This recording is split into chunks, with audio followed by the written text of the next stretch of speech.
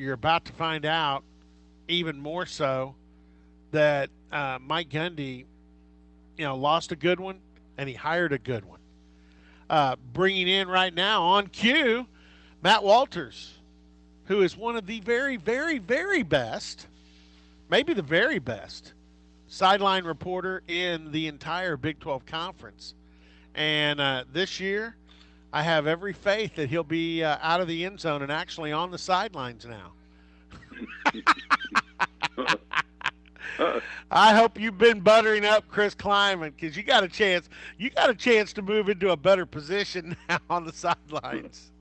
Well, I will say, as much as I and the K-State fan base will miss Coach Snyder, I am equally excited to work with Coach Kleiman and his staff. They have done a great job so far, and they're bringing a lot of energy to the table, Robin.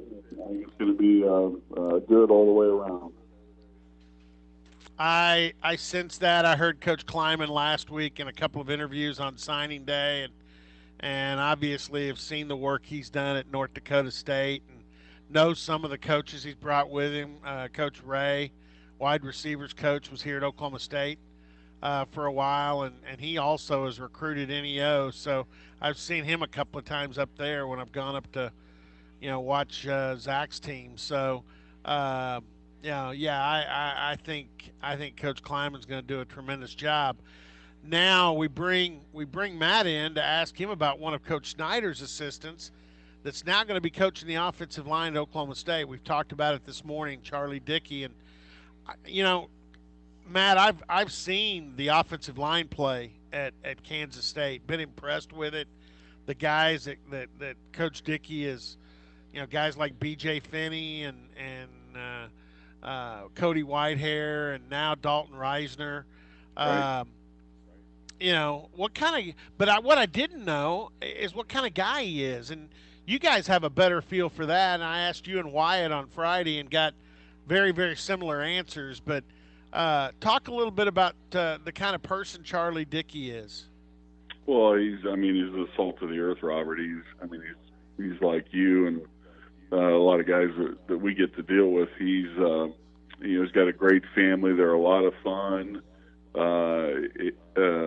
They're a tight-knit family. But you're getting a great coach, but I think you're just getting a rock star of a person. I always love talking to Coach. It's not a great deal because, when he was here at K-State, we really weren't allowed to talk to assistants, but I still had communication with Charlie, and obviously on Saturdays and on game day, he is extremely intense. And no offense to the previous offensive line coach at Oklahoma State, but Charlie Dickey is going to make the Cowboys O-line better.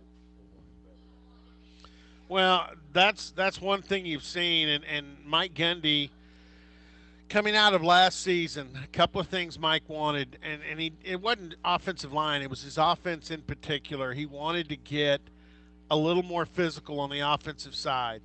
And I think that's one of the reasons he went the direction with Sean Gleason from Princeton as the OC, and wanted to include a little more quarterback run game with the guys that are at the quarterback position now. This you didn't know was going to happen until A&M lost their line coach, and Jimbo Fisher plucks Josh Henson. They had coached together before.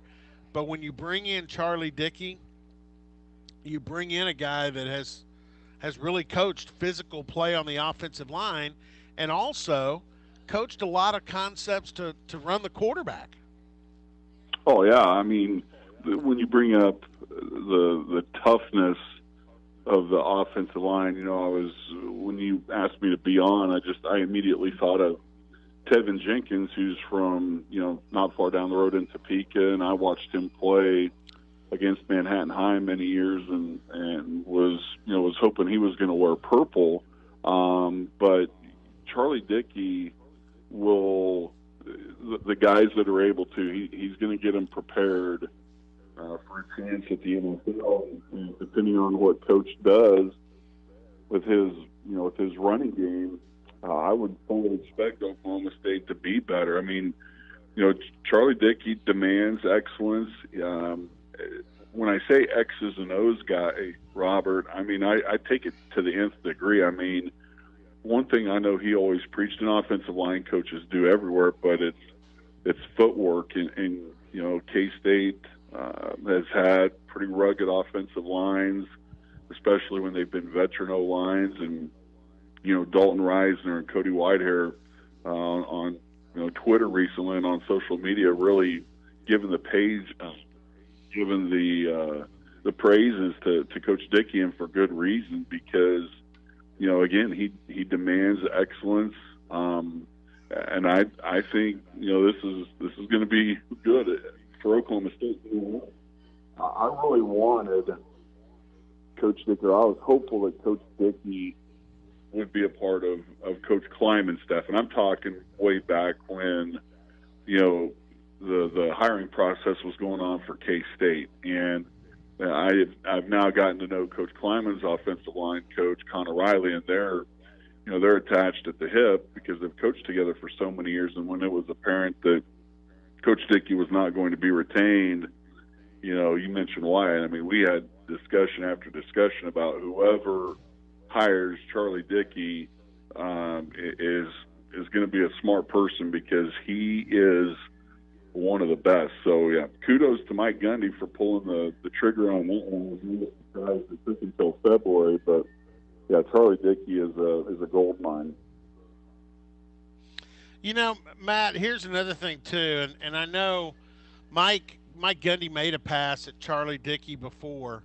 I think a lot of it was on the recommendation from Joe Bob Clements, who's on the staff here as a defensive line coach, and this is something I mentioned to the audience earlier.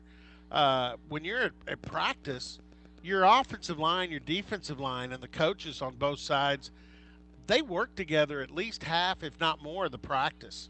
And they script things, whether you're doing inside drill or pass pro or one-on-one work.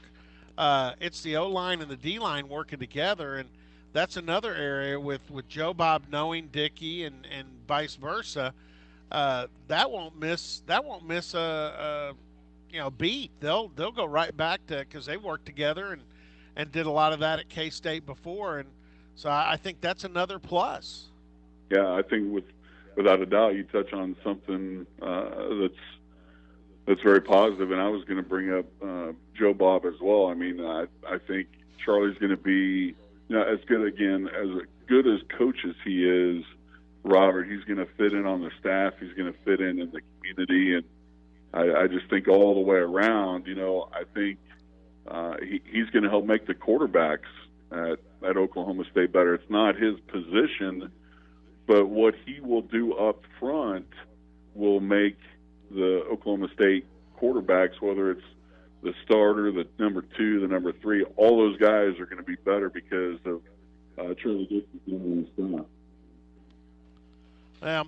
Hey, before I let you go, and I told you I wouldn't keep you long, because you're not only impacting the sports world, but you've got your fingers on the hands of the business world there in the Manhattan, Kansas area. But I saw you front and center with Wyatt and Stan, working with the K-State Wildcat Network at Bramlage last week. Really happy for the Kansas State people, because that was a huge win.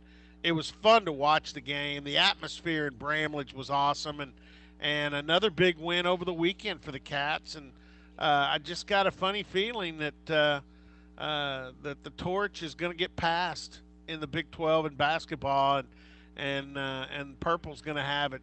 You guys are on a run right now that's kind of fun to watch. Well, here's what I will say is I won't believe it until I see it. And you know, KU's down. KU's as vulnerable as they have been, but they're still KU, and they're still coached by Bill Self. What I will say is there are a lot of games left, but when Kansas State is playing the way that they can, the ability that they have, they're pretty good. Their defense is, legit virtually every time out. But I think part of the key for them, Robert, is they got to keep doing what they're doing offensively. They have some trouble occasionally against zones.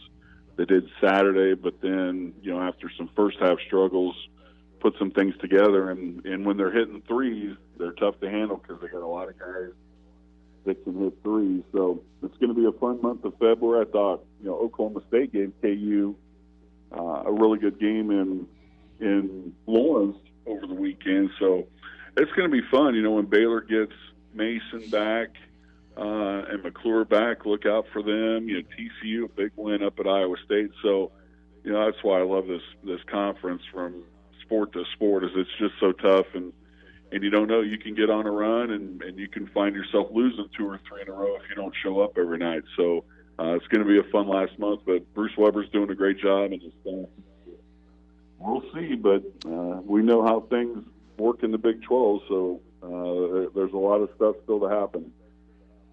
Yeah, and you know what? I throw Texas Tech in there too. The Cowboys have them on Wednesday, and Chris Beard's done a heck of a job. And Yeah. of course, I'm still good friends, and I'm so proud of Sean Sutton, what he's done in kicking, his adversity, and now sitting second chair there with Chris Beard, and they've got the Red Raiders going pretty good. So yeah, you're right. I think it's going to be fun, and I'll give this to Mike Boynton. The Cowboys have not. I mean, they had a rough game with the Cats, and that's because I think Kansas State came here and played about as good as they could play, especially knocking down shots. It was pretty special to see a guy who I think is maybe the best player in the Big 12 go 9 for 9, but.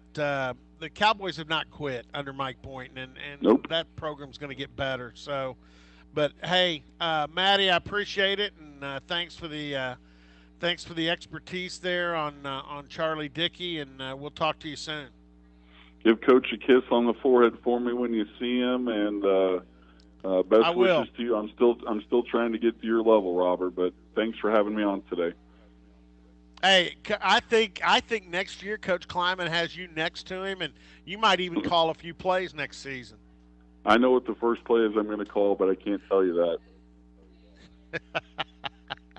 Hey, Matt, I appreciate it. See you. All right, big fella. Talk to you later. Bye-bye. All right, Matt Walters, the sideline voice on the K-State Football Network, calls K-State women's basketball, calls baseball, does TV work.